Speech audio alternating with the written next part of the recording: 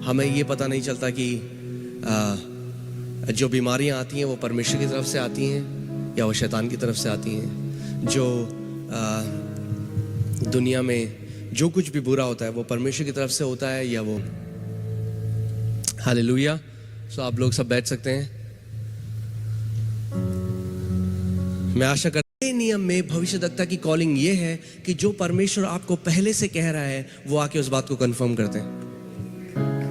जो पवित्र आत्मा आपको पहले से कह रहा है, एक भविष्यद्वक्ता जब आता है तो वो उस बात को कंफर्म करता है। मगर आज कितनी सारी जिंदगियां खराब हो गई क्योंकि किसी भविष्यद्वक्ता ने कहा प्रभु मुझे कह रहा है नौकरी छोड़ शिमला चला जा। नहीं, परमेश्वर का वचन रोमियो 8 में कहता है कि जो परमेश्वर की आत्मा के चलाए चलते हैं वे परमेश्वर के पुत्र हैं। आमीन। और लोगों ने क्या कहा? हाँ, उन्होंने नौकरी छोड़ी शिमला चले गए। मैं कैसे परिवार को जानता हूं, नौकरी छोड़ी शिमला चले गए। 6 महीने तक जितनी सेविंग थी वो खत्म हो गई। उसके बाद कुछ नहीं बचा करने को। उसके बाद परमेश्वर से कड़वे हो गए कि परमेश्वर ने हमें यहाँ डाल दिया। परमेश्वर ने उनको वहां नहीं डाला, वो अभी भी पुराने नियम में थे। आमीन। इसीलिए परमेश्वर का वचन, ये बात कभी भी पुराने नियम में नहीं लिखी गई थी, बट नए नियम में लिखा है कि हर एक भविष्यवाणी को परखो, क्योंकि आपके अंदर परखने वाला आत्मा दे दिया गया है। तभी आप परख सकते हैं। पुराने नियम में वो लोग नहीं परख सकते थे क्योंकि उनके पास परमेश्वर का आत्मा नहीं था। मगर नए नियम में परमेश्वर का वचन हमें कहता है हर एक भविष्यवाणी को परखो। आमीन। हर एक व्यक्ति जो कह रहा है यहोवा कह रहा है, वो यहोवा नहीं कह रहा। आमीन। और क्यों कलीसियाओं में ऐसे लोग जल्दी से बरगलाए जाते हैं? क्योंकि वो वचन का ज्ञान नहीं रखते। परमेश्वर का वचन कहता है मेरी प्रजा मेरे ज्ञान न होने के कारण नाश हो जाती है। इसीलिए कोई भी कुछ भी कहता है, इसीलिए मैं हमेशा कहता हूं जो कुछ हम यहां से सिखाते हैं आप परमेश्वर के वचन से परखो उस बात को और देखो कि परमेश्वर के वचन में ये चीज लिखी है या नहीं लिखी हुई। आमीन। सो आइए हम पुराने उस जगह चलते हैं। और परमेश्वर कह रहा है मैं क्या करूंगा? मैं उन पर क्या करूंगा? दया दिखाऊंगा। उनके अधर्म के कामों को मैं क्षमा करूंगा और उनका पाप फिर स्मरण ना करूंगा। आप जानते हैं हम सब की दिक्कत क्या है? हमारी दिक्कत यह है कि हम परमेश्वर पर विश्वास नहीं करते। हम लोग बोलते हैं हम करते हैं, पर जो प्रभु कहता है हम उस पर विश्वास नहीं करते। अगर परमेश्वर कह रहा है कि नई वाचा में मैं उनका पाप स्मरण नहीं करूंगा, इसका मतलब वो हमारा पाप स्मरण नहीं करेगा। आमीन। मगर हम अपना पाप स्मरण करते रहते हैं। 3 साल शैतान आपको याद दिलाता 3 साल पहले क्या हुआ था। चलिए आगे चलते हैं। 35वीं आयत। नहीं, एक काम करिए, 29 आयत में जाइए। मैं आपको कुछ बताना चाहता हूं क्योंकि बहुत सारे मसीह लोग आज जेनरेशनल कर्सेस को मानते हैं। सुना है आपने जनरेशनल कर्सेस? पीढ़ी दर पीढ़ी के श्राप। और कई लोग सोचते हैं हमारी जिंदगी में जो परेशानी है वो इसलिए है क्योंकि हमारे ऊपर जनरेशनल कर्स है।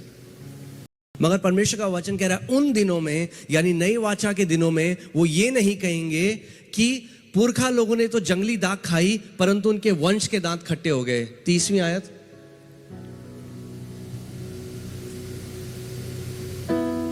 क्योंकि जो कोई जंगली दाख खाए उसी के दांत खट्टे हो जाएंगे और हर एक मनुष्य अपने ही अधर्म के कारण मारा जाएगा। यानी परमेश्वर कह रहा है हर कोई रिस्पॉन्सिबल होगा अपनी लाइफ के लिए। और आप जानते हैं पूरे नए नियम में एक भी आयत नहीं है जहां पे परमेश्वर कहता है कि हमारे ऊपर पीढ़ी दर पीढ़ी के श्राप हैं। सो जो प्रचारक ये प्रचार करते हैं वो क्या करते हैं? वो पुराने नियम से उसको लेके आते हैं। यही मैं कह रहा हूं, मिश्रण सिखाया जाता है। और इसीलिए आज इतने सारे विश्वासी जो हैं वो डरते हैं, वो सोचते हैं हमारे ऊपर जो है पीढ़ी दर पीढ़ी के श्राप हैं। क्योंकि अगर पीढ़ी दर पीढ़ी के श्राप नए नियम में भी हैं तो प्रभु यीशु मसीह ने फिर हमें पूरी कमांडमेंट नहीं दी सही।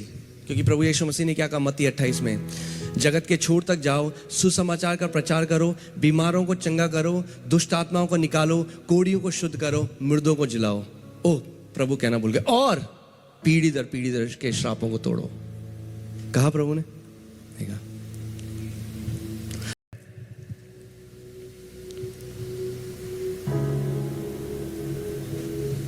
देखिए, पुराने नियम में 613 आज्ञाएं हैं।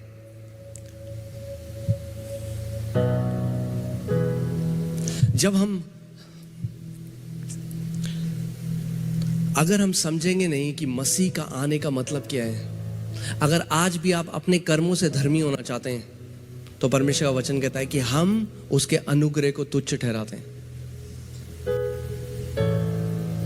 क्योंकि अगर आप कर्मों से धर्मी होना चाहते हैं तो फिर परमेश्वर का स्टैंडर्ड परफेक्शन है। ठीक है, जेम्स 2:10 खोल दीजिए, याकूब 2:10। देखिए, मैं आपको कुछ बताना चाहता हूं। आमेन, आमेन, आमेन, आमेन, आमेन, हालेलुया। याकूब 2:10, क्योंकि जो कोई सारी व्यवस्था का पालन करता है, हो सकता है कि आप सारी व्यवस्था का पालन करते हैं, परंतु एक ही बात में चूक जाए तो वह सब बातों में दोषी ठहरा। परमेश्वर का जो स्टैंडर्ड है वो परफेक्शन है। परमेश्वर कह रहा है कि आपने पूरी व्यवस्था को पालन कर दिया। आपने कहा, मैं उस व्यक्ति की तरह व्यभिचार थोड़ा ना करता हूं, मैं उस व्यक्ति की तरह चोरी थोड़ा ना करता हूं, मैं ये थोड़ा ना करता हूं। मगर परमेश्वर का वचन कहता है, अगर आपने अपने हृदय में, यीशु मसीह ने कहा, नफरत करी किसी के लिए, तो आपने क्या किया? उनका मर्डर कर दिया। अगर आप एक बात में चूक गए तो आपने सारी 613 आज्ञाओं को तोड़ दिया। कोई भी, वी आर नॉट परफेक्ट। अगर आप इस बात को समझ सकें तो we are not perfect, we are perfected. कैसे बताऊं मैं आपको हिंदी में? हम लोग सिद्ध लोग नहीं हैं, हम लोग सिद्ध किए गए लोग हैं। आमेन। क्योंकि मुझे पता है कई लोग आज कहते हैं, अरे यार पवित्रता का प्रचार नहीं कर रहे हैं। नहीं, पवित्रता क्या है? पवित्रता फल है उस आत्मा का जो हमारे अंदर रहता है। हमारे कर्मों के द्वारा पवित्रता नहीं है। पवित्रता, कौन हमें पवित्र बनाता है? पवित्र आत्मा जब हमारे अंदर आता है वो हमें पवित्र बनाता है। आमीन। क्योंकि देखिए क्या लिखा है, आज तक मुझे कोई भी एक ऐसा मसीह नहीं मिला, मैं अभी भी वेट कर रहा हूं, शायद मिले आगे, जो इस आज्ञा को पूरी करता है। मत्ती 5:29 और 30। अभी 15 सालों में तो नहीं मिला, देखते हैं आगे मिलता है तो। मत्ती 5:29, यदि तेरी दाहिनी आंख तुझे ठोकर खिलाए तो उसे निकाल कर अपने पास से फेंक दे। प्रभु यीशु मसीह ये कह रहे हैं, क्या कह रहे हैं? कि अगर किसी की आंख उसे ठोकर दिलाए तो प्रभु क्या कह रहे हैं? प्रभु का सॉल्यूशन सिन के लिए बहुत सिंपल है। अगर आप व्यवस्था से पाप के ऊपर जीतना चाहते हैं तो प्रभु कह रहा है, अगर आपकी आंख आपको ठोकर दिला रही है तो क्या करो? फेंक दे, आंख निकाल और फेंक दे। आप मिले किसी ऐसे बंदे से अब तक जिसने किया हो? मैं नहीं मिला। चलिए,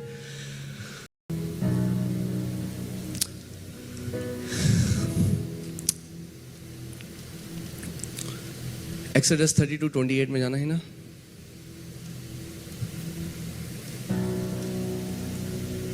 मूसा के इस वचन के अनुसार लेवियों ने किया और उस दिन 3000 के अटकल लोग मारे गए। जिस दिन ये वाचा दी गई, जिस दिन परमेश्वर ने 10 आज्ञाएं दी, उस दिन 3000 लोग मार दिए गए। ये मृत्यु की वाचा है। दुख की बात है, हम लोग सोचते हैं मसीहत ये, हम अपने बच्चों को सिखाते हैं, घर पे पोस्टर लगा देते हैं।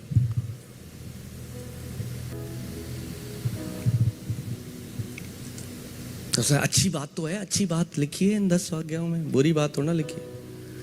हम लोग नहीं जानते कि मसीहत क्या है। बाइबल ही इसे मृत्यु की वाचा कहती है। और जिस दिन ये 10 आज्ञाएं दी गई, 3000 लोग मर गए। ठीक है, चलिए वापस चलते हैं। जो नई वाचा है वो जीवन की वाचा है। 2 कुरिन्थियों 3:6 खोलेंगे हम।